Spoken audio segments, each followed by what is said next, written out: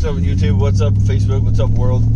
Well, I'm driving around Las Vegas, Nevada right now, and I am doing my best to fight the demons in my mind and talk it up and plant my seed and sow my seed today. And so I'm going to make a quick video. This video is going to be about Ford's V8s in the 90s. So,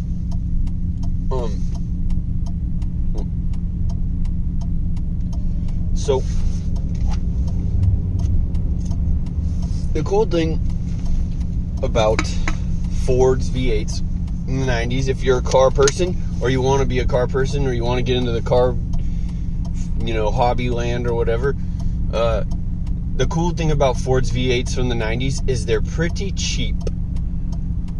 You can pick up a Crown Vic or a Lincoln for relatively cheap, and that's a positive thing about them.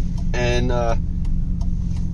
the downside to that is that they are slightly underpowered, and also that they, if you add power to them, they'd have a tendency to have failure. So Chevy in the 90s, on the other hand, is pretty much victorious in most fields in terms of stock power numbers and durability when power's added, etc. And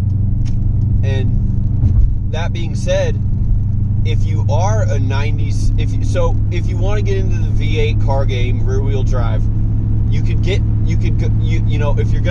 you're gonna go Chevy, you want to try to find a Camaro or a Firebird, or with Chevy, the 90s is the LS1 and the LS6. So you could just, the possibilities are kind of like endless with that in terms of platform and putting an LS1 or an LS6 in a car and building off of that. But this video is more aimed toward Ford. So what you gotta, there's two, and I'm talking about sedans and coupes, not trucks or SUVs or anything like that. And there's two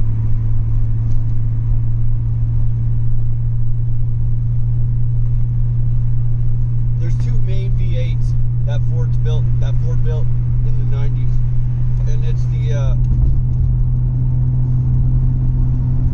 they're both 4.6s. One of them is the 2-valve and one's the 4-valve. What that means is that one of them is a single overhead cam. It has 2 valves per cylinder, and the other one is a 4-valve. It has dual overhead cams. It has 4 valve per cylinder. The 4-valve 4.6 comes in the Mark 8, which is what we're in right now. It was debuted in the Mark 8. It's also in certain Cobras. It's also in the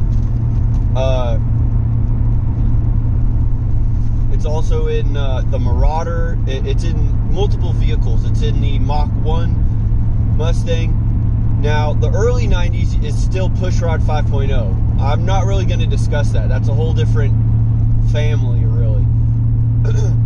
And what Pushrod 5.0 means is that instead of overhead cams, it has a camshaft in the center of the motor, and it has push rods that operate the valves.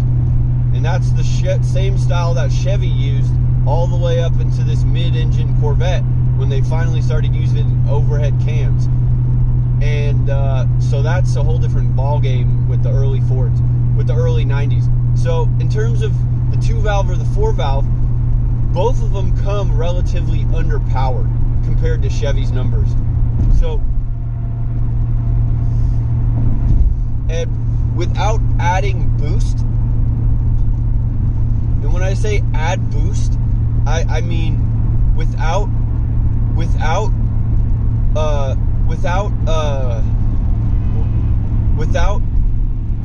boost means it's either a supercharger or a turbocharger. that's a major power adder. It's not a bolt-on, it's a power adder.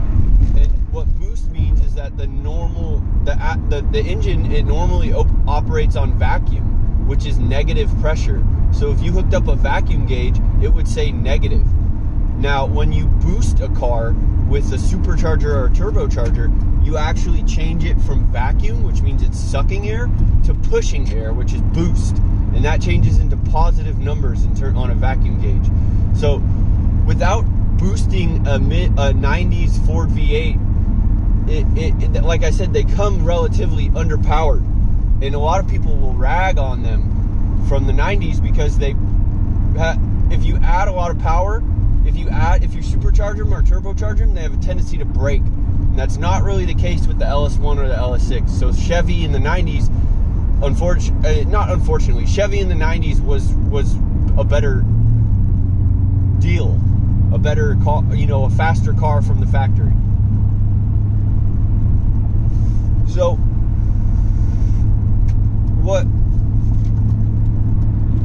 all that being said, if you still want to go pick up a Crown Vic or a Grand Marquis or a Marauder or a Mustang or a Lincoln or whatever, a town car, they're fun. You can make it. You're not going to make it unless you put a good, I'm just shooting this number off the top of my head, unless you put a good 10 grand into that car, and that's like a pretty complete build motor wise, it and power booster, a boost, some type of boost thing, that it's not going to be the fastest car in terms of roll racing and freeway racing and all that, but you can make a 90s Ford quite fast off the line, quite fast at a light, fast enough to put the new cars in their place, or impress someone from what would be a stock Crown Vic or a stock Mustang. Yes, very, very possible. So with the 90s Fords, so you're still interested, you have to track one down, and you want to track one down that hopefully hasn't been beat up,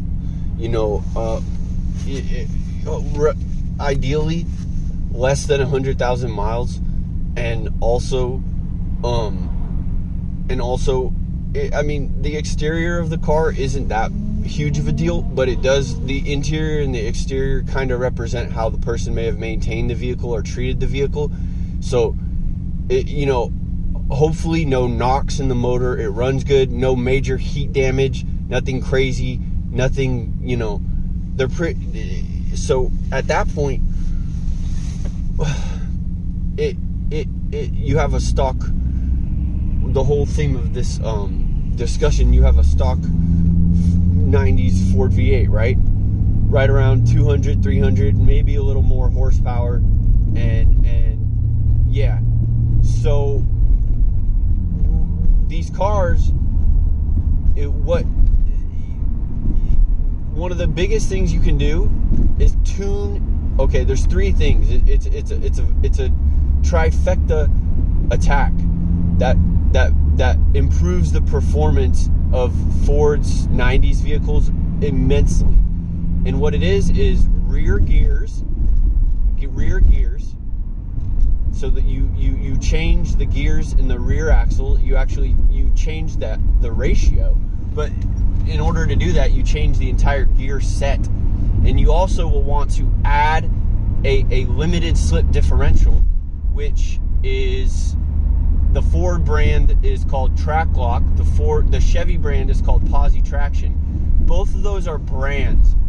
Those are brands of a limited slip differential. Most of those vehicles come with an open rear end, which means that it's going to make whichever wheel grips better spin and grip, and the other one's going to spin. So you do one wheel burnouts. So when you change the gear ratio in the back, you want to upgrade it to lower gears, which is a higher number. Most of these Fords comes with like 323s. Once you upgrade, if you are keeping this a naturally aspirated car with no supercharger or turbocharger, because that's going to be a lot more work and possible failure, not really that much gain, is I would say 410s, 4.10. It's like a $700 mod. If you can't do it yourself, you pay a shop to install the rear end change the rear end differential, and you also want to make sure that in doing, you also get a limited slip track lock installed, a limited slip differential installed with this gear set.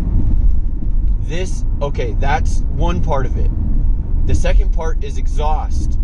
These Ford's 90s V8s, they breathe so much better when you run straight pipes or straight through mufflers like glass packs or Borlas or whatever. Get rid of the mufflers, get rid of as much of the smog stuff as you can, is legal or whatever, and that will. And the third thing, so we have gears, we have exhaust, and the third thing is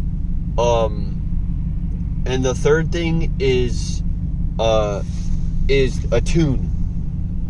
Now you can get gears and get exhaust work done and drive away, and you will not, very low chance of damaging your vehicle.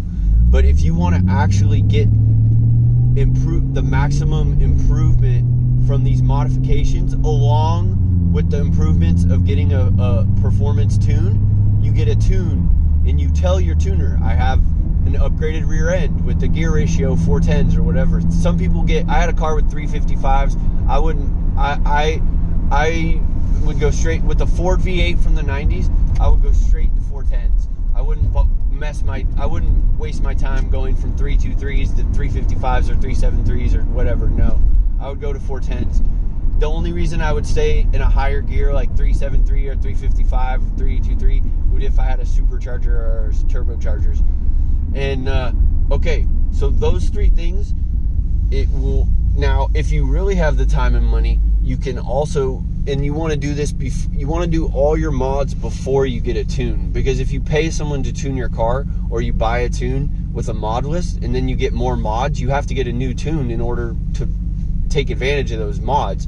So save up and get your mods done before you get your tune. But the tune is going to be the final. A tune is going to be night and day. Like, it's going to make it seem like I can't even explain the difference between car and I've driven the same car, just 1 year different. One of them was tuned, and it's insane. So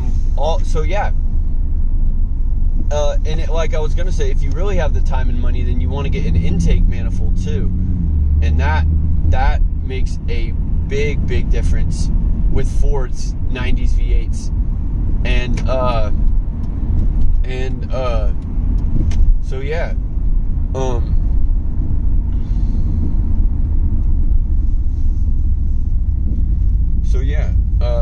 that will be the end of the video.